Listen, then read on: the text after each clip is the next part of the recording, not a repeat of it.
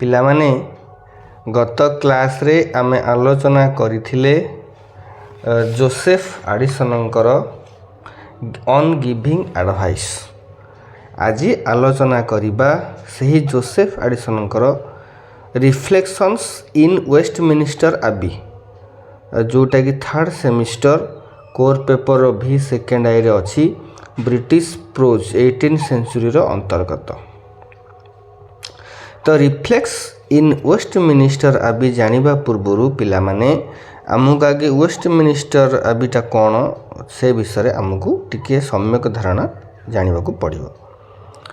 ତ ୱେଷ୍ଟମିନିଷ୍ଟର ଆବେ ଇଂଲଣ୍ଡର ଲଣ୍ଡନ ସହରରେ ଏଟା ଅବସ୍ଥିତ।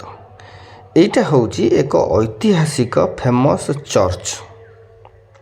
ତେଣୁ ଇଂଲଣ୍ଡର ଯେତେ ସବୁ ପବିତ୍ର ଓ ପ୍ରସିଦ୍ଧ ସ୍ଥାନ ଅଛି ସେମାନଙ୍କ ମଧ୍ୟରୁ ଇଏ ହେଉଛି ଅନ୍ୟତମ। ତେଣୁ ଏ 10ମ ଶତାବ୍ଦୀ ସମୟରେ ଏଇଟା ଗୋଟେ ଛୋଟ ଧାର୍ମିକ ଗୃହ ଗୋଟେ ଛୋଟ ଘର ଥିଲା, ଧାର୍ମିକ ଗୃହ ଭାବେ ପରିଚିତ। ପରେ କ'ଣ ହେଲା ନା ରାଜା ଏଡୱାର୍ଡସ୍ ଦ କନଫେସର 1040 ଆଉ 1060 ମଧ୍ୟରେ ଏଠାରେ ଏକ ବଡ଼ ଚର୍ଚ୍ଚ ନିର୍ମାଣ କରାଇଥିଲେ। ତେଣୁ 1666ରୁ ଆଜି ପର୍ଯ୍ୟନ୍ତ ଇଂଲଣ୍ଡର ରାଜା ରାଣୀମାନଙ୍କର ଯେଉଁ ରାଜ୍ୟାଭିଷେକ ଅଧିକାଂଶ ସମୟରେ ଏଇଠାରେ ହିଁ ହେଇ ଆସୁଛି। ଏହି କାରଣରୁ ଏହାକୁ ରାଜସିକ ଐତିହ୍ୟର ଏକ ବଡ଼ ପ୍ରତୀକ ଭାବରେ ଗଣାଯାଏ। ୱେଷ୍ଟମିନିଷ୍ଟର ଆବିରେ ତୁମମାନେ ଯେଉଁ ପୋଏମ୍ ସବୁ ପଢ଼ିଛ, ବଡ଼ ବଡ଼ କବି, ବଡ଼ ବଡ଼ ଲୋକ ତାଙ୍କର ସବୁ ସମାଧି ଅଛି। ହେଲେ ସେଟା ଗୋଟେ ଯେମିତି ପୁରୀରେ ଆମର ସ୍ୱର୍ଗଦ୍ୱାର ଭଳିଆ ସେ ଜିନିଷଟା ସେଇଭଳିଆ ଟାଇପ୍ର ଗୋଟେ ତାଙ୍କର ଗଣନା କରାଯାଏ। ଆଇଜାକ୍ ନ୍ୟୁଟନ୍ ହୁଅନ୍ତୁ, ଚାର୍ଲସ ଡାରୱିନ୍ ହୁଅନ୍ତୁ, ଜିଓଫ୍ରି ଚର୍ଚର, ତେଣୁ ଏଇମାନେ ସବୁ ସେଠି ତାଙ୍କର ପ୍ରସିଦ୍ଧ ସମାଧି ସେଠି ଅଛି ୱେଷ୍ଟମିନିଷ୍ଟର ଆବେରେ। ତେଣୁ 1987 ମସିହାରେ ଏହାକୁ ୟୁନେସ୍କୋ ଦ୍ୱାରା ୱାର୍ଲଡ ହେରିଟେଜ୍ ସାଇଟ୍ ଭାବରେ ଘୋଷଣା କରାଯାଇଥିଲା। ଶେଷରେ ୱେଷ୍ଟମିନିଷ୍ଟର ଆବେ କେବଳ ଏକ ଚର୍ଚ୍ଚ ନୁହଁ, ଏହା ଇଂଲଣ୍ଡର ଏକ ରାଜସିକ ଇତିହାସ, ସାହିତ୍ୟ, ଧର୍ମ ଓ ସଂସ୍କୃତିର ଏକ ବଡ଼ ପ୍ରତୀକ। ଜାଣିଲ ୱେଷ୍ଟମିନିଷ୍ଟର ଆବେ ବିଷୟରେ ମୁଁ ସମ୍ୟକ ଧାରଣା ତୁମମାନଙ୍କୁ ଦେଇଦେଲି। ଏବେ ରିଫ୍ଲେକ୍ସନ୍ସ ଇନ୍ ୱେଷ୍ଟମିନିଷ୍ଟର ଆବେରେ ଯୋସେଫ୍ ଆଡ଼ିସନ୍ କ'ଣ କହିଛନ୍ତି ସେ ବିଷୟରେ ଆଲୋଚନା କରିବା। ତୁମମାନେ ମନ ଦେଇକି ଶୁଣ। ଏହି ଯେଉଁ ପ୍ରବନ୍ଧଟି ଯୋସେଫ୍ ଆଡ଼ିସନ୍ଙ୍କର ଗୋଟେ ଯେଉଁ ସ୍ପେକ୍ଟାଟର ପତ୍ରିକା ସେ ଲେଖିଥିଲେ, ସେଥିରେ ସେ ପ୍ରକାଶ ପାଇଥିଲା। ମୁଁ ଅନ୍ ଗିଭିଂ ଆଡ଼ଭାଇସ୍ରେ ବି ସେଇ କଥା କହିଛି। ତେଣୁ ରିଫ୍ଲେକ୍ସନ୍ସ ଇନ୍ ୱେଷ୍ଟମିନିଷ୍ଟର ଆବେର ମୂଳ ଭାବନାଟା ହେଉଛି ମୃତ୍ୟୁ, ସମୟର ଅସ୍ଥାୟିତ୍ୱ ଏବଂ ମଣିଷ ଜୀବନର ସମାନତା। ତେଣୁ ଯୋସେଫ୍ ଆଡ଼ିସନ୍ ଜଣେ ଇଂଲିଶ ପ୍ରୋଜ୍ ରାଇଟର।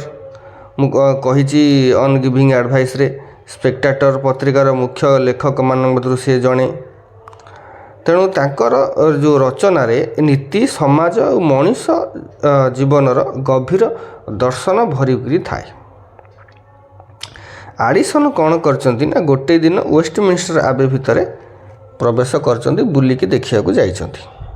ସେଟା ସେ କ'ଣ ଦେଖିଛନ୍ତି ନା ରାଜା ରାଣୀଙ୍କର ସମାଧି, ବୀରମାନଙ୍କର ସମାଧି, ପ୍ରସିଦ୍ଧ ଲେଖକ, କବି ଓ ଦାର୍ଶନିକମାନଙ୍କର ସମାଧି ଏବଂ ସାଧାରଣ ଲୋକଙ୍କ ମୃତ୍ୟୁର ଯେଉଁ ସ୍ମୃତିରେ କିଛି ଲେଖା, ଏସବୁ ସେ ଦେଖି ଗଭୀର ଭାବରେ ସେ ଚିନ୍ତାରେ ପଡ଼ିଯାଆନ୍ତି। ନା କ'ଣ ସେ ଚିନ୍ତା କରନ୍ତି ଯେ ଯେତେବେଳେ ସେ ରାଜା ଆଉ ସାଧାରଣ ଲୋକର ସମାଧି ଦେଖନ୍ତି, ସେ ଭାବନ୍ତି ମୃତ୍ୟୁ ଆଗରେ ସମସ୍ତେ ସମାନ। ଧନୀ, ଗରିବ, ଶକ୍ତିଶାଳୀ, ଦୁର୍ବଳ ସମସ୍ତଙ୍କର ଶେଷ ହେଉଛି ଗୋଟିଏ।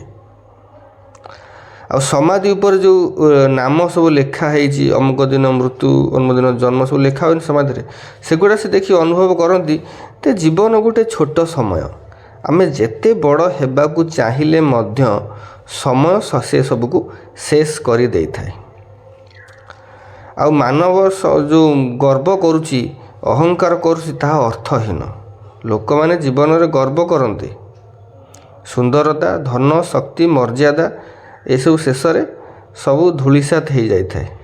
ତେଣୁ ସମାଧି ଗୁଡ଼ିକ କ'ଣ ନୀତି ଶିକ୍ଷା ଆମକୁ ଦେଇଥାଏ ଯେ ଜୀବନକୁ ଭଲ ଭାବେ ବ୍ୟବହାର କର, ଭଲ କାମ କର, ପର ଉପକାର କର, ଆଉ ମଣିଷକୁ ଭଲ ପା, ଅହଙ୍କାର ଛାଡ଼, ଏସବୁ ଆମକୁ ସମାଧି ଗୁଡ଼ିକ ସୂଚନା ଦେଉଛି।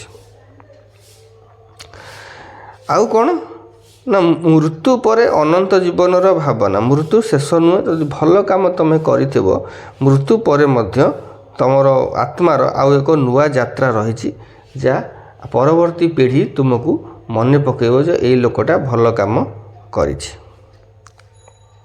ତେଣୁ ଜୋସେଫ୍ ଆଡ଼ିସନ୍ ୱେଷ୍ଟମିନିଷ୍ଟର ଆବେ ଯାଇ ସେଠାରେ ଥିବା ବିଭିନ୍ନ ସମାଧି ଦେଖି ଜୀବନ ଓ ମୃତ୍ୟୁ ବିଷୟରେ ଗଭୀର ଭାବେ ଚିନ୍ତା କରନ୍ତି।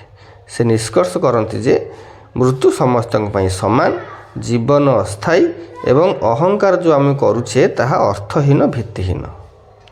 ତେଣୁ ଏଇ ଯେଉଁ ଲେଖାଟି ମଣିଷକୁ ଭଲ ଜୀବନଯାପନ କରିବା ଓ ନୀତିମୟ ହେବା ପାଇଁ ସୁନ୍ଦର ଭାବରେ ପ୍ରେରଣା ଆମକୁ ଦେଉଛି। ପିଲାମାନେ ଛୋଟଟିଏ ହେଲେ ବି ମୁଁ ଆଶା କରେ ତୁମେ ନିଶ୍ଚିତ ରିଫ୍ଲେକ୍ସନ୍ସ ଅନ୍ ୱେଷ୍ଟମିନିଷ୍ଟର ଆବେ ବିଷୟରେ ଜାଣିପାରିଥିବ। ପୁଣି ଦେଖା ହେବ ନେକ୍ସଟ କ୍ଲାସ୍ରେ। ରହୁଛି। Have a good day.